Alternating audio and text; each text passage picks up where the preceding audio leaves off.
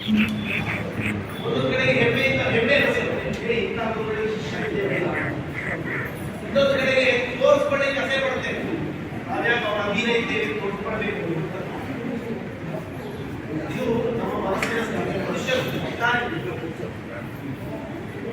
ಇನ್ನೊಬ್ಬರ ಅಧೀನರಾಗಿ ಇದ್ದೇವೆ ಅಂತ ಅನ್ನೋದನ್ನು ತೋರಿಸಿಕೊಳ್ಳಲಿಕ್ಕೆ ಆಗದೇ ಇರುವಂತಹ ಸ್ವಭಾವ ಮನುಷ್ಯರನ್ನು ಅಂತಾದರೆ ವಾಯುದೇವರು ಹನುಮಂತರನ್ನು ಕೇವಲ ರಾಮದೂತ ಅಂತೇಳಿ ಹೆಮ್ಮೆಯಿಂದ ಹೇಳಿಕೊಳ್ಳುವಂತಹ ಸ್ವಭಾವ ಹನುಮಂತರು.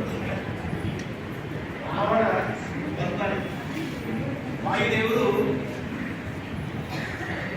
ಲಂಕಾಕ್ಕೆ ಹೋಗಿರ್ತಾರೆ, ಅಲ್ಲಿ ಹೋಗಿ ಎಲ್ಲ ಕೆಲಸ ಮಾಡ್ತಾರೆ, ಅಕ್ಷಕುಮಾರನ್ನು ಸಂಹಾರ ಮಾಡ್ತಾರೆ, ಇಂದ್ರಜಿತ್ ತನ್ನ ಒಂದು ಬ್ರಹ್ಮಾಸ್ತ್ರವನ್ನು ಬಿಡ್ತಾರೆ. ಬ್ರಹ್ಮಾಸ್ತ್ರವನ್ನು ಬಿಟ್ಟಾಗ ಬ್ರಹ್ಮನಿಗೆ ಮರ್ಯಾದೆ ಕೊಡಬೇಕು ಅಂತ ಒಂದೇ ಕಾರಣದಿಂದಾಗಿ